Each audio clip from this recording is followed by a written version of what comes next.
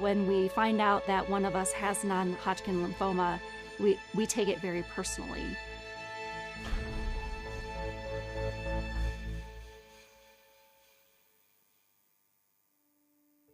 Welcome, everybody. This is our latest update to the community of interest on our cancer study for our missile community folks.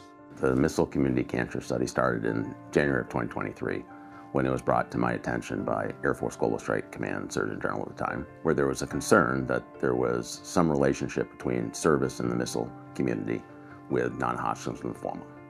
I contacted the Secretary of the Air Force at the time and the Chief of Staff of the Air Force at the time, and I said, I want to be in charge of this, not that I have any lack of faith with other organizations leading this effort, but I wanted to make sure it was the operational command responsible for the mission that had the direct connection, and that's when we started building the team.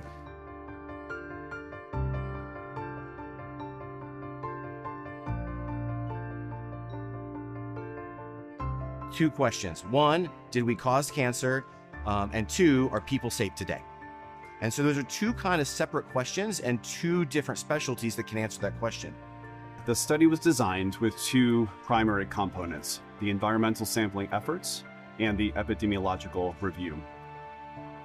I would say that the two parts of the study working together have an additive or a synergistic effect because the environmental sampling efforts really captures the current state of the missile community's working environments, whereas the epidemiological review goes back and covers the cancer incidence and the cancer mortality for decades. And we're able to evaluate the cancer risk for generations past for the missile community as well.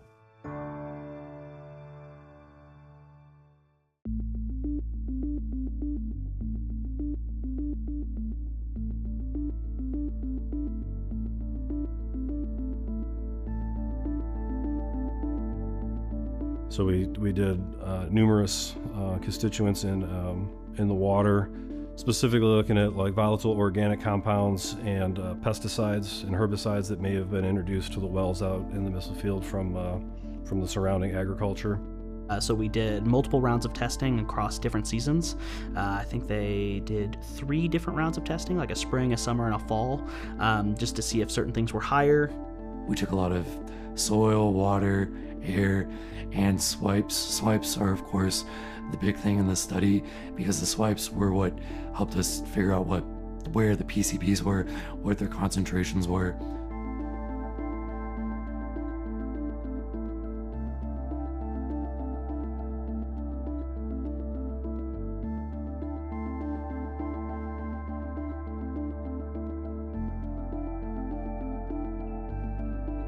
The 20th Air Force got right involved and started setting up how can we actually mitigate and clean up those PCBs. At first, it was amazing airmen and civilians going out there to clean those sites and get them down to acceptable EPA levels. But now we have turned to a contract service who specializes in PCB cleaning. So we're using them to clean those sites. And then, of course, if it's something that can't be cleaned, we're looking at equipment replacement. We're looking at, personal protective equipment. What do we need to do to keep the members safe when they serve in those sites? And until those sites are safe, we do not let people back in them.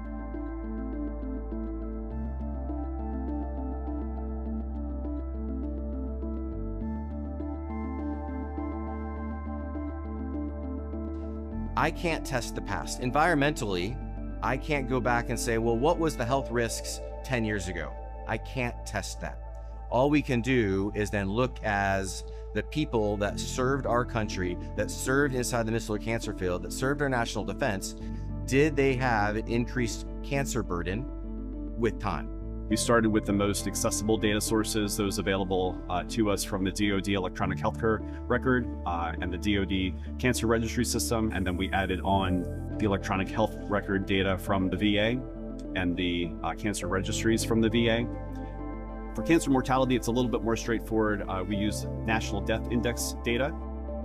And now we are pulling in data from individual state cancer registries.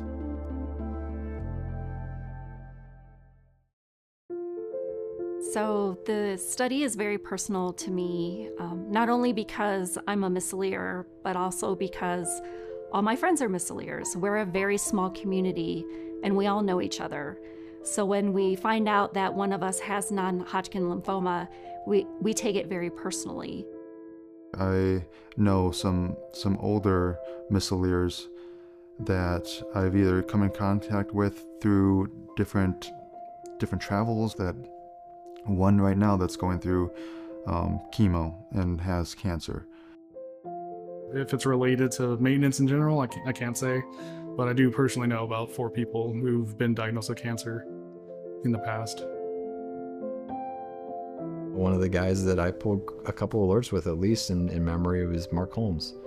And Mark was one of the gentlemen that passed a couple years of non-Hodgkin's lymphoma. It's odd to, be at 41 and know that some of my peers and some of the folks that, I pal around with and bite up with aren't here with us anymore. And it might be potentially due to things that they did while they were on alert with me. My ROTC detachment commander, when I was coming up, actually did die of cancer fairly recently, was a missileer as well here at Malmstrom. It hit home to me at that point in time, because this was somebody who really helped mentor me quite a bit through my commissioning source, and part of why I got involved in this process. I cared quite a bit about that, and he was an important guy to me.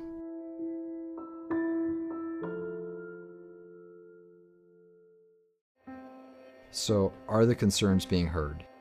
Yes, much more now than they were in the past.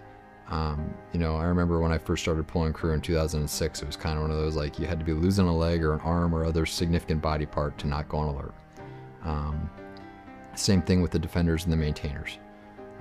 We've definitely come a long way in terms of addressing people's concerns and making sure that, hey, things are safer and better for them. It was really nice, quite honestly, to sit on those teleconferences and then listen to General Boussier and the generals up there explain in a no-filtered environment of, hey, this is why we're doing this. It's very encouraging to see a much more robust study.